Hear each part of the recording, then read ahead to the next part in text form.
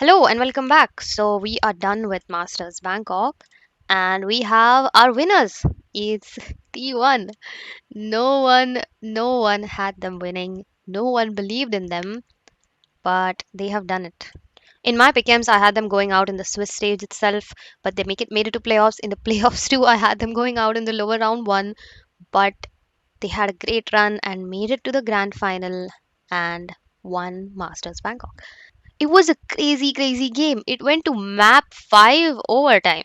So it was literally anyone's game. Anyone could have won this. But at the end, T1 lift the trophy, give Pacific their second Masters trophy, and G2, who were anticipated to win by everyone, lost. So today I'm here to discuss why G2 lost. There's a couple reasons that I think contributed to their loss at the finals, and let's talk. Okay, so reason number one is that they got jinxed. I mean, this by production is it's brutal. On a grand final, map 5, you have this on the screen, and there are records of this jinxing the team it is supposed to be in favor of. But still, production has this up, and it was map 5. They were supposed to be 5-0 on that map, and they lost the map, they lost the tournament. Also, they did a bit of a self jinx here. I mean, it's an unwritten rule to not touch, talk, or even think about the trophy, the big prize. Just don't. It's an unwritten rule. So I think this is a bit of a self jinx.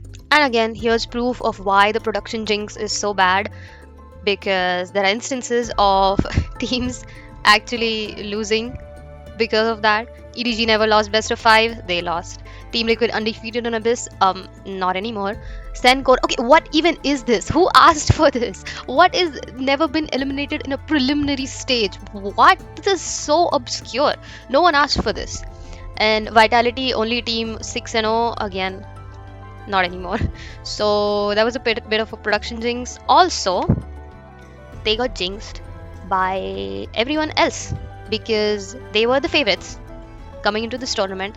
Everyone had them winning, had them on the top or at least contenders of the prize, and no one really had T1 anywhere near to where G2 were. So yeah, that's reason number one. Maybe not as big of a contributor as the others, but I thought of including it. Okay, so the second reason I think contributed to G2's loss was how the map veto went. So we all know that G2 came here from the upper bracket, and they had one extra day of prep. They have 2 map bans to their favor, and they get to select the first map. On the other hand, T1 played 4 continuous days of Valorant, a best of 5 the day prior, and they don't have any map bans. They have to play according to G2's map bans. So everything here seems like it should be in favor of G2, right? Yes, it should be. But G2, I think, make a mistake here by letting T1 play Haven. So if we look at the maps of both teams, T1's Haven in Bangkok has been super good. They have a 100% win rate in Bangkok. And it's not like they played just 1 game or 2, they played 3 games, beating the first seed of China, the first seed of EMEA and Trace Esports. And this has been a very good map. And this is the only comp they played. It's not like they switched their comps or anti these teams and got a win like that. This is a good map for T1. So why would you let T1 pick Haven? Instead of banning Bind, they should have banned Haven. So this is how the map veto should have been. Ban Fracture, ban Haven, pick Abyss. Why? Because Abyss is one of your best maps. And it is a perma ban for T1. Now we keep aside the fact that T1 actually did a very good anti on G2 on Abyss, but at the end G2 won because of just some insane plays from their players. But this is G2's best map, and this is a perma ban from T1. So you make T1 uncomfortable right from map 1 by picking Lotus. T1 are like, okay, we are not bad on Lotus, we are okay playing Lotus. Next you give them a pick, they pick Haven. Haven is excellent for us, we are happy playing Haven. And these maps are also not bad for T1. So G2, why would you let T1 pick one of their best maps? These 2 maps just have T1 in comfort. It's like they're not even coming from the lower bracket. You have the advantage, make good use of it. But you didn't. So what it should have been was, yeah, ban Fracture, ban Haven, G2 pick Abyss because of, as I said, is the best map and it's their permaban, T1's permaban. Then maybe T1 are forced to pick Lotus because they don't have Haven to fall back for. One of their good maps is either Pearl or Lotus. They may go with Pearl or Lotus. We don't know. Then G2 select Pearl. This can be interchanged. Then we have two maps, Bind and Split. These can also be interchanged. But banning Bind was, in my opinion, not a good choice. And they should have banned Haven instead. And okay, I may give them the benefit of the doubt of letting T1 play Haven because maybe they have some anti-prepped against T1, but it didn't look like it. T1 were just better, and G2 did not have any anti as such prepared against T1. So that's reason number 2. And the next reason is just how the game played out. G2 lost way too many chances of closing the tournament. They had so much pressure coming in as the tournament favorites. Everyone's eyes were on G2. No one really expected anything from T1. And I'm pretty sure G2 also did not expect T1 to be that good. And now let's take a look at actually how the game played out. Now we shall not review the entirety of the 5 maps, but this is about where T1 started gaining confidence and G2 started losing confidence. It's where Meteor gets this ace clutch on Split when they're down 3-7. Please keep in mind, if G2 win this map, they win the tournament. Meteor now tucked in an alley, away from the site. Pokemon push into the back. Some shots flying through the salvos. Meteor able to avoid them, pushes out, finds the first, would have to be an ace clutch. Right here, Trent shouldn't really be jumping because there's 10 seconds on the clock. It again, finds another. Just continuing to try to beat the board, Valen. Swinging around the flank. And then we can't really blame Valen for it. Pulls off the ace clutch. But this was ice cold from Meteor. Okay, now before getting to Pearl, let's just get some context of where both teams are mentally. Because this is a 1v2. They're up 13-12 in overtime. If Valen wins this round, G2 win the trophy. There's the amount of pressure right now on Valen to win this clutch is unimaginable. So you can't really blame him, but he must be gutted after the series knowing that he could have won this. Let's just see how it plays out. To this very moment, can he pull it off? The smoke dissipating. Just looking for their feet, and he was 52 HP away from winning the tournament. Okay, now it's map 5, trophy on the line. We've seen dominance on maps. We've seen crazy comebacks. We've seen crazy clutches. We've seen production just pulls this up as a fun little fact. But yeah, we know what happens. But anyway, it's map 5. You just lost. Imagine you're G2 and you were up 2-1. You could have won the previous map, but you lost in overtime. You are now thinking, oh, we could lose this. We could actually lose this tournament. And that would be embarrassing because we were the tournament favorites. We were supposed to win. And if you're T1, you are thinking, oh, we could actually win this. So you're here with a positive approach, and G2 here are now afraid of losing. Okay, so T1 win the pistol, they win the anti-eco. And now it's round 3, is the bonus round for T1. And it looks like it's pretty much on the side of G2. There are 2 players up. Izu has an outlaw. They are not on a gun advantage here. They managed to get the plant down. And now with weaker weapons, T1 need to retake. Pick is up. Sylvan noted here at dugout. It's Meteor. Pounded and eliminated on that flank. Need that back. Sylvan finds another Izu. Trying to get into position here at Secret. Retaking from here. Looking nigh impossible for T1.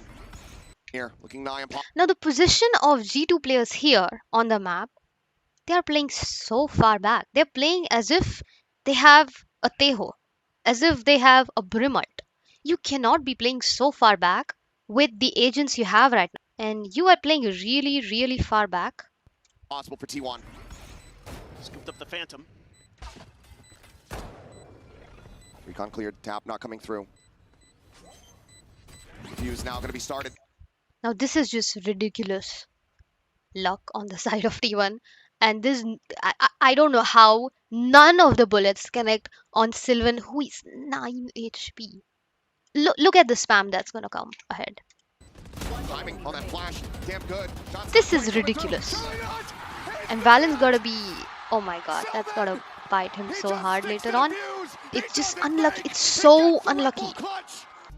And with that, T1 are up 4-0 after winning the next round, and G2 take a timeout, and this is the round after that. This is the first round they managed to win.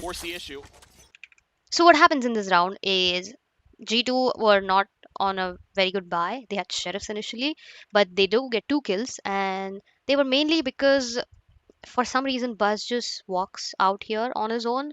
Maybe he expects like a mid rush and him not getting cleared, but he dies to a sheriff, and then Stax tries to re-clear Art, peeks into 3 people and dies. And then G2 just have the advantage here, man advantage. They also have guns now, and Izo has to retake with an op, and they win the round. Advised. Pim will mow him down, and that's just a weapon picked up for free. That's multiple guns you're hearing there. T1 starting to lose the plot here a little bit. It's Meteor trying to hold him at bay, but he's going to be stunned up. Trent able to find a third elimination now. 30 seconds Sleep left. slowly creeping forward up towards that screen. Op shot from Izu, able to find one. Knows now where Leap is at. Sends out a flash, does get a connection. Come at the same time, able to find one, but...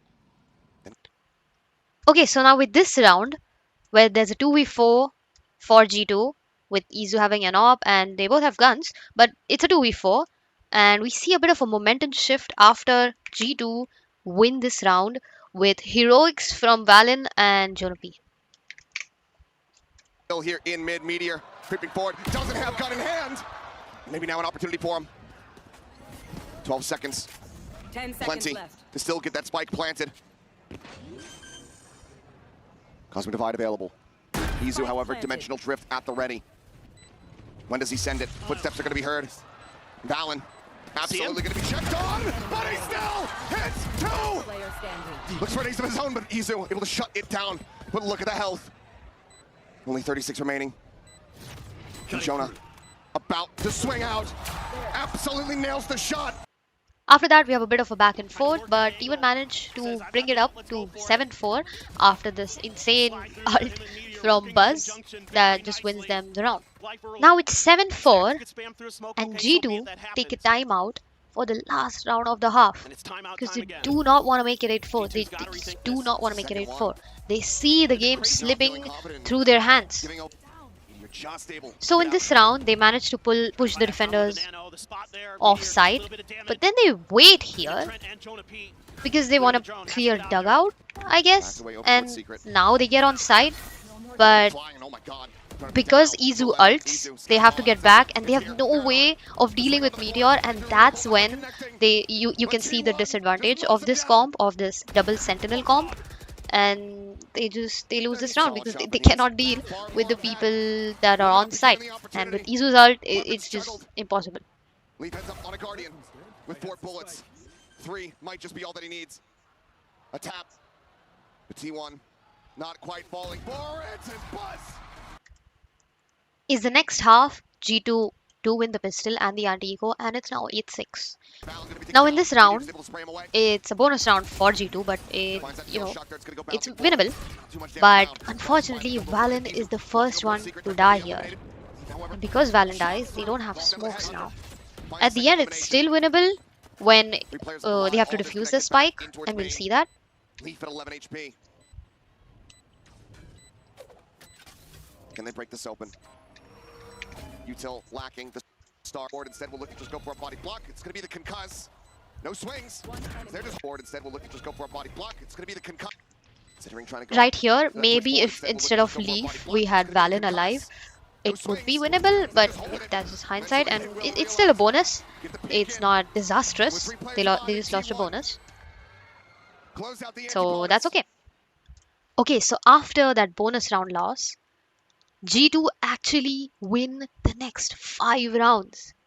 Now T1 are stressed. Oh my god, we had a 4-0 lead, and now they just won 5 rounds in a row. They are 1 point One round of match point, and we could actually lose this game. We've come so far, but we could actually lose. And what T1 right now need is a miracle. Is a 1v3, it's a 1v3, 1v2 clutch, something that just turns everything upside down. And that's exactly what happens in this round. So again, T1 are on a save. They don't have good weaponry. G2 have planted the spike. It's a full 5v5 retake. This round, it's just absolutely, it's just cinema from Stax and Sylvan. Let's just watch. They're just sticking around, desperately hoping that someone peeks this corner. Stax is playing around with it, but in the end, has to fade away. One detained. Gonna be found. No, it's a fake out. Obscuring vision. Was trying to push the corner, but leap from above. Finds that kill. Meteor run down. Sylvan in the smoke. Finds himself a second. But Trent will flush him out. The swap of the weapons. The defuse being held. Trent, he's out at safety. This right here, oh my god.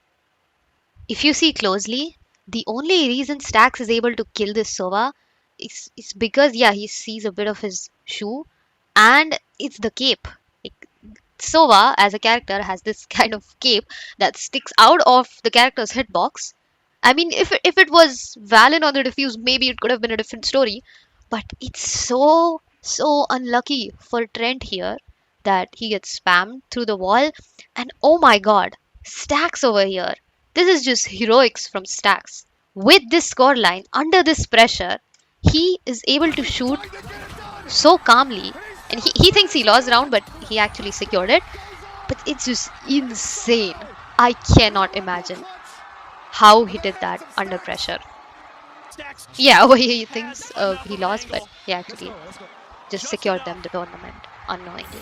So after the last round, it was 10-11, and G2 actually managed to win the next round and make it 10-12.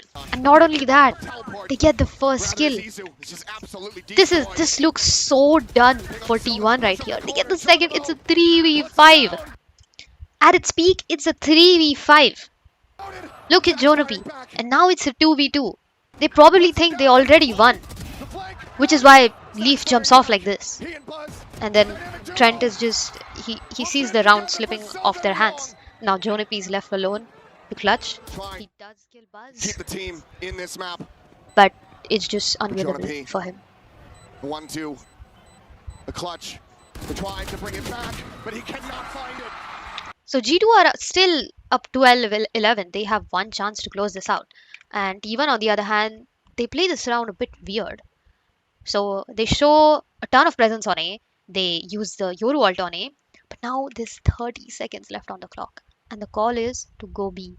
And it's a good read, and why it works is because G2 have this gap in mid and no one is watching mid. Like actively there's nothing watching mid.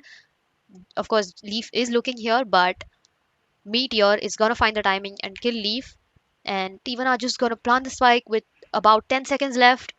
Like there's no way this should have worked if G2 just played to kill the planter. So T1 just steal this round from them.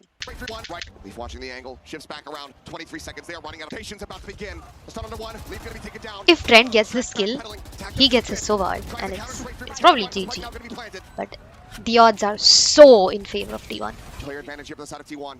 Jonapi's gonna be late to this party. He's watching for a lurk. They haven't spotted him out. Nizu gets rid of Valen. Takes him out of the equation. Time once again dwindling. Trent gonna be taken down. Meteor is such a beast. Such a beast. The MVP award was so deserved. So here is where OT starts. And every single round with G2 attacking, T1 just win. Because G2's comp, despite their players being so good, it did not work. But they were winning the defensive rounds pretty comfortably. And this round, Stax has a chance to potentially close it for T1. He's in a 1v2 clutch. Yeah, right here. It's a 1v3 at its peak actually. So 1v2. He knows where both of them are. 12 bullets remaining. They reposition. They toy around. They bait the clock. They play this smartly. 20 seconds remaining. Stax needing to make a move. Looking to try to get the barrel stuff. He's able to do so, but he's down to 30 HP. The reposition, opts to go for the fight. He has the right idea, but it's just unlucky. He could have won that maybe on a different day, but there's just too many clutches that either team could have won on a different day. So we go again. 14 all. At this point, it's just a complete reset. It's like 0-0 on map 1. It doesn't matter. In overtime, it doesn't matter if you lost the previous game in overtime or if you lost it 13. It doesn't matter. So now G2 again, they are on attack, and let's see how it plays out. Through. Now looking like he's going to start trying to rotate over.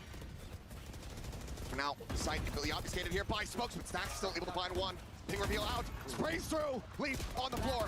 Stax will get timing on the reload. Jono could actually have won this, maybe, potentially, if he didn't take his knife out, but he just didn't expect Buzz to be there so fast because, you know, Neon can create insane timings. And now again, potentially, the last round of the tournament.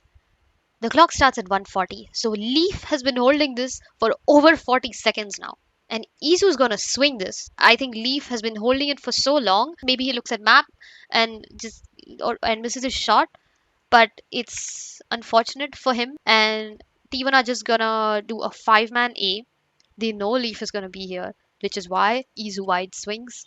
And then it's just a masterclass entry from Buzz killing Leaf here on backside somewhere. And let's just see how the winning round actually plays out. There as well, Sylvan able to avoid taking some damage. Swing onto the corner, the off shot not going to connect. Leaf just a little bit too slow with that one. TP's back in towards dugout. He's stumped up. Crazy. Step 1 taken. T1 in with the advantage. Buzz. This is very good discipline from Buzz, because if he dies there, it's anyone's game.